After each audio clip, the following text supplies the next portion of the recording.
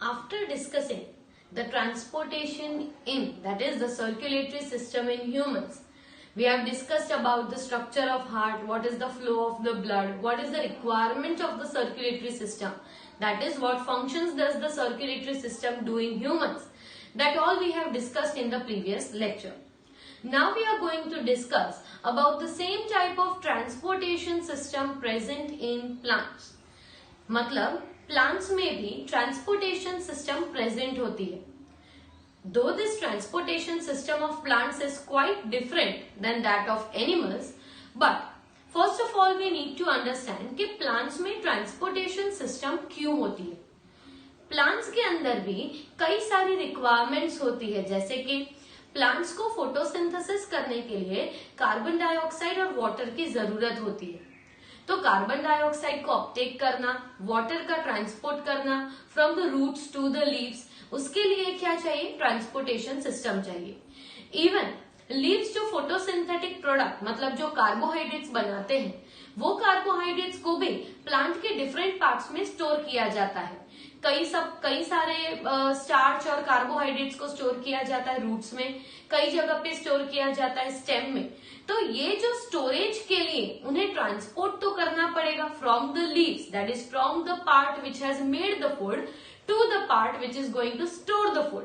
तो उसके लिए बीच में क्या चाहिए? ट्रांसपोर्टेशन सिस्टम चाहिए. मोर ओवर प्लांट्स को खुद के बॉडी बिल्डअप के लिए मतलब the structure of the plants that also requires different components.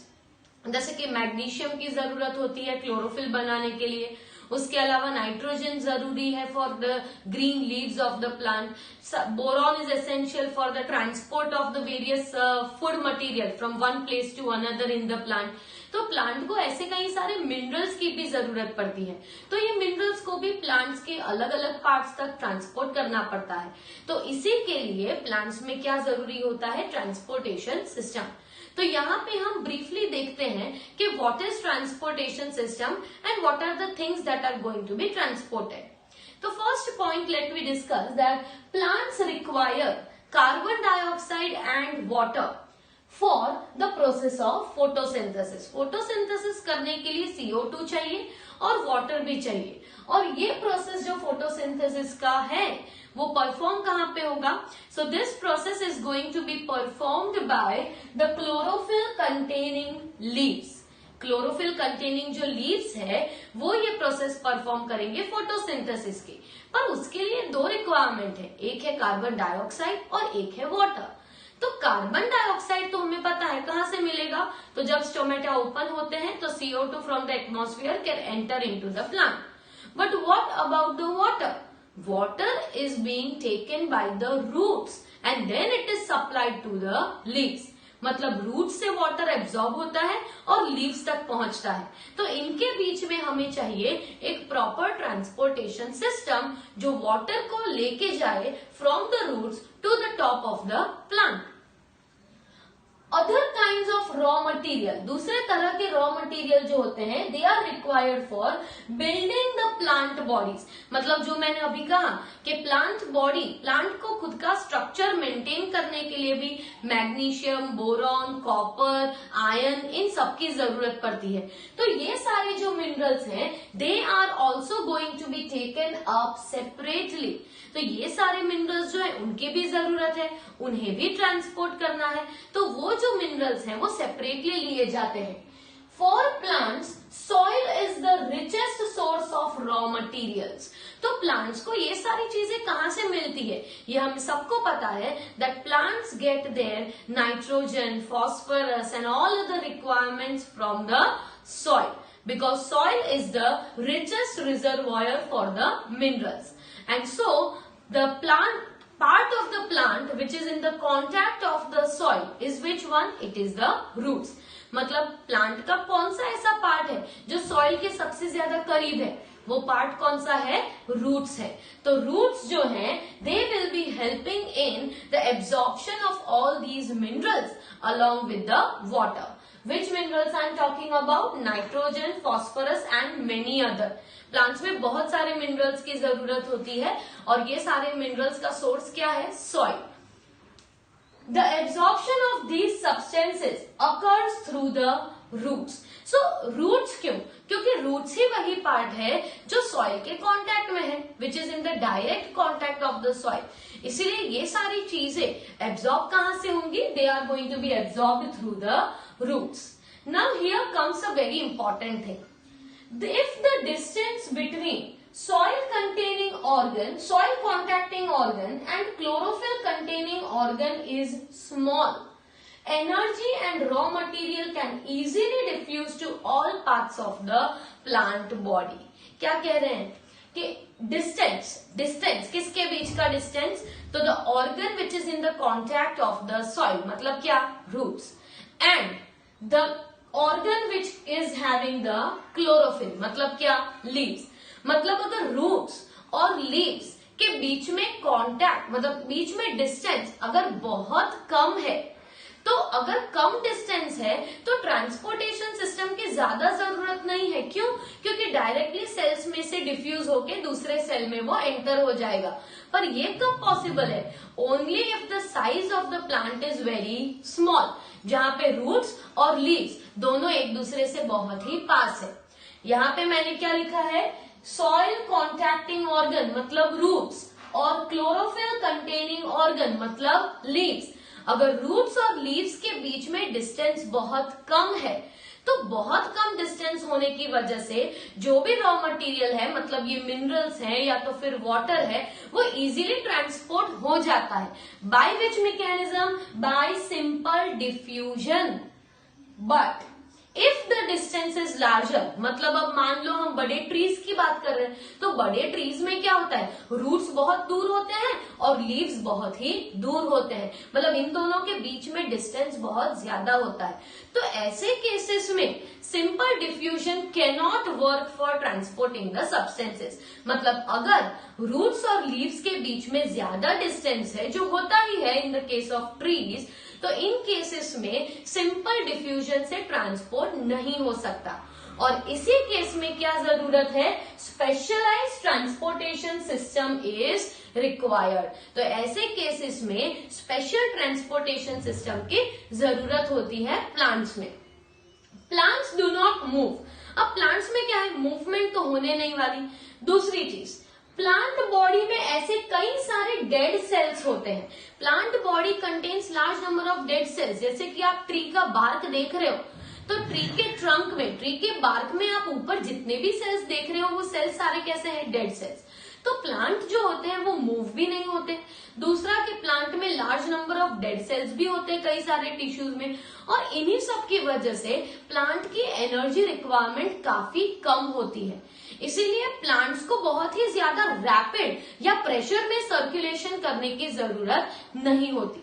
जैसे कि ह्यूमंस में हमारा ब्लड जो होता है वो प्रेशर से सर्कुलेट होता है। क्यों? क्योंकि हर एक सेल की रिक्वायरमेंट है ऑक्सीजन, हर एक सेल की रिक्वायरमेंट है न्यूट्रिएंट्स, और हमें एनर्जी की जरूरत बहुत ज्यादा होती है। जबकि प्लांट्स को मूव भी नहीं होना, इसीलिए एनर्जी नहीं चाहिए, एनर्जी कम चाहिए। दूसरा, प्लांट्स में बहुत सारे डेड सेल्स होते हैं, जिसकी वजह से भी उनकी एनर्जी रिक्वायरमेंट बहुत ही कम होती है। और इसी की वजह से as a result plants have low energy requirement and a slow transport system. तो उनका जो ट्रांसपोर्ट सिस्टम होता है वो भी स्लो होता है, और उनके बॉडी में जो एनर्जी की रिक्वायरमेंट है वो भी बहुत ही कम होती है। तो अब हम देखते हैं कि प्लांट्स में वाटर और फूड ट्रांसपोर्ट करने के लिए कौन से स्पेशलाइज्ड ट्रांसपोर्टेशन सिस्टम्स होते हैं। So just we have discussed that if in the case of plants the distance between the root and the distance between the root and the leaf is very less, in that case the transport will occur by simple diffusion. However, in higher plants, as the size of the plant is very large, right? So size बड़ा है, जिसकी वजह से roots और leaves जो होते हैं उनके बीच में डिस्टेंस ज्यादा होता है, और ज्यादा डिस्टेंस के लिए अगर आपको कोई भी सब्सटेंस को प्लांट्स में ट्रांसपोर्ट करना है, तो transportation would require special transport system. तो अब हम बात करेंगे कि वो कौन से स्पेशल ट्रांसपोर्ट सिस्टम्स होते हैं और वो किन चीजों के ट्रांसपोर्ट के लिए बने गए हैं। तो स्पेशल ट्रांसपोर्ट सिस्टम जो होगा, that is for the transport of the food and the transport of the water. अब हम एक बात देख लेते हैं कि प्लांट्स में फूड का सिंथेसिस मतलब फोटोसिंथेसिस से कार्बोहाइड्रेट का जो प्रोडक्शन हो रहा है वो प्रोडक्शन कहाँ पे होता है, लीव्स में होता है। और सिमिलरली एब्जॉर्प्शन ऑफ वाटर मतलब वाटर की एंट्री कहाँ से होती है, या तो फिर दूसरे रॉ मटेरियल की एंट्री कहाँ से होती है, फ्रॉम द रूट्स। तो फूड जो है उसे लीव से ट्रांसपोर्ट करना पड़ेगा to the some other storage organ, और सिमिलरली वाटर को ट्रांसपोर्ट करना पड़ेगा from the roots to the different parts of the plant. तो इसके लिए हमें चाहिए ट्रांसपोर्टेशन सिस्टम। तो वो ट्रांसपोर्टेशन सिस्टम में क्या इंक्लूड है ये देखते हैं। Plants transport system will move energy stores from leaves. Energy stores from leaves मतलब what is the storage form of energy? It is starch, it is carbohydrate. तो energy stores कहाँ से move करने हैं हमें, leaves में से। And raw material from the roots. Raw material मतलब water और minerals, उन्हें कहाँ से move करना है, roots में से। मतलब food को कहाँ से ले जाना है, leaves में से to the storage organ, और वाटर को कहां पे ले जाना है, roots to the different parts of the plant. These two pathways, that is the pathway for the transport of food and the pathway for transport of raw material, that is water and minerals, and independently organized conducting tubes. तो इन दोनों का जो transportation है वो एक organised tubule के form में travel करेगा। मतलब there will be specialised tubular structures जो कंडक्ट करेंगे फूड को और कंडक्ट करेंगे वाटर को। रिमेम्बर स्टूडेंट्स, फूड जो है वो कहाँ पे ट्रांसपोर्ट हो रहा है, लीव्स से to the other storage organ, और वाटर और मिनरल्स कहाँ पे ट्रांसपोर्ट हो रहे हैं, रूट से to the different parts of the plant wherever water is essential. तो इसके लिए हमारे पास स्पेशलाइज्ड प्लांट्स में स्पेशलाइज्ड कंडक्टिंग सिस्टम्स हैं। तो वो कंडक्टिंग सिस्टम्स दो चीज इंक्लूड करती है, जाइलम एंड फ्लोएम। स्टूडेंट्स अपने 9th स्टैंडर्ड में आपने पढ़ा होगा that what is xylem and what is phloem. तो प्लांट्स में वाटर और मिनरल्स को ट्रांसपोर्ट करने के लिए होता है xylem, and similarly to transport the product of photosynthesis what do they have, phloem. What is product of photosynthesis?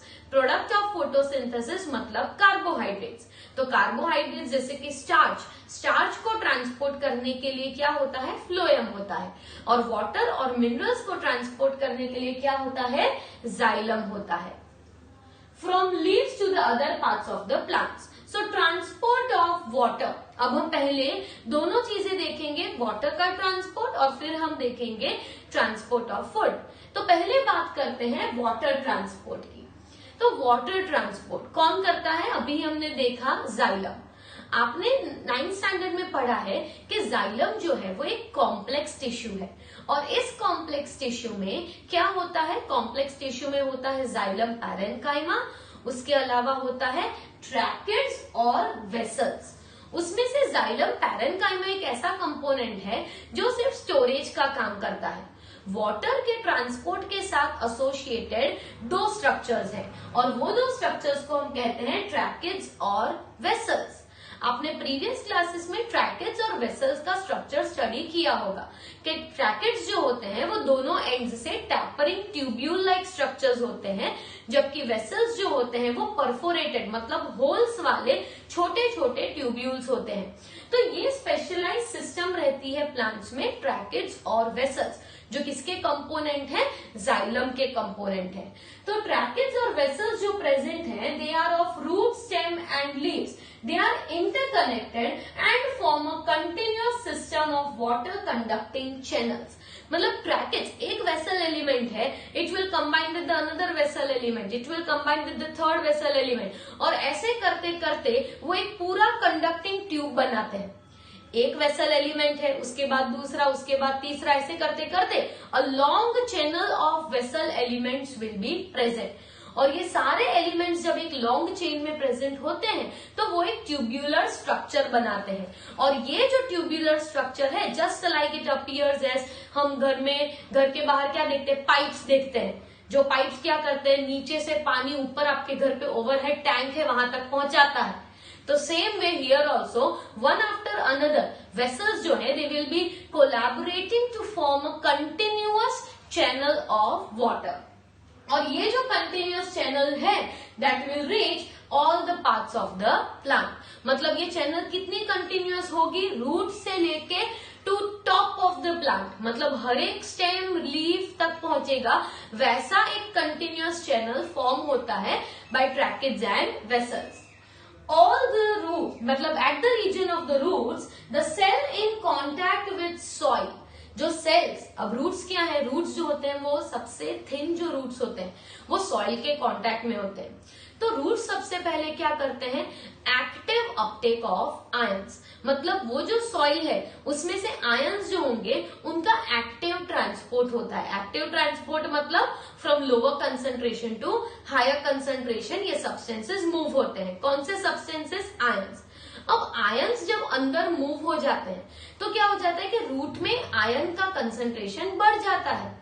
Ion का कंसंट्रेशन जब बढ़ जाता है तो उसे बैलेंस करने के लिए some amount of water also enters along with the ions. मतलब पहले तो एंटर हो गए आयंस, अब रूट में आयन ज्यादा बढ़ गए, तो आयंस बढ़ जाते हैं तो उनको कंपेंसेट करने के लिए some amount of water also enters into the roots. So there is constant entry of ions and due to entry of ions आ जाने से क्या होता है, एक तरफ कंसंट्रेटेड हो जाता है और एक तरफ डाइल्यूट रह जाता है। तो कंसंट्रेटेड और डाइल्यूट होता है तो वाटर किस डायरेक्शन में मूव होता है, डाइल्यूट टू कंसंट्रेटेड।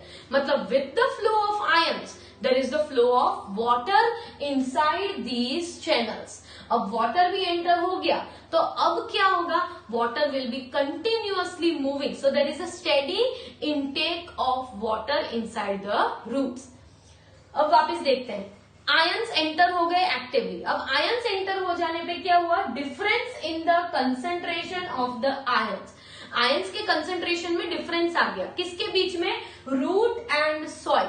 मतलब रूट जो है उसमें बहुत सारे आयंस आ गए और वो जो नियर बाय सॉइल एरिया था जहां पे रूट्स पेनेट्रेटेड थे वहां पे आयन कंसंट्रेशन कम हो गया, क्योंकि सारे जो आयंस हैं वो तो क्या हो रहे हैं, अंदर आ रहे हैं रूट्स में। Thus water moves into the roots। इसे कंपेंसेट करने के लिए आयंस के साथ साथ क्या मूव हो जाता है, water also will move for eliminating this difference. मतलब डिफरेंस को एलिमिनेट करने के लिए water also enters inside. There is a steady movement of water in the roots xylem। मतलब एक बार पानी आना स्टार्ट हो गया रूट्स के अंदर तो ये जो अपटेक है वो कांस्टेंट ही रहेगा। क्यों, क्योंकि रूट्स के अंदर सॉल्ट का कंसंट्रेशन, आयंस का कंसंट्रेशन ज्यादा है, उसे बैलेंस करने के लिए वाटर तो एंटर होने ही वाला है। तो continuous entry of water is going to occur in the root xylem and this is going to create a column of water that steadily is pushed upward. मतलब नीचे जो वाटर मॉलिक्यूल आया है it is going to give a pressure to the water molecule above, वापस अंदर करते करते करते there will be a continuous column that will be forming. पर ये जो है, ये जो प्रेशर है वो प्रेशर कहां तक वाटर को ऊपर ले जाएगा, only up to certain limit. मतलब एक लिमिट तक वाटर जो है वो पुश होते होते ऊपर तक, मतलब स्टेम के आधे तक वो आ सकता है। उसके बाद ज्यादा वाटर का प्रेशर इतना नहीं होता कि वो ज्यादा ऊपर तक जा सके। मतलब जो टॉल ट्रीज होते हैं उनमें ये मेथड नहीं होती, उनमें दूसरी मेथड से वाटर ट्रांसपोर्ट मतलब वाटर अपटेक होता है।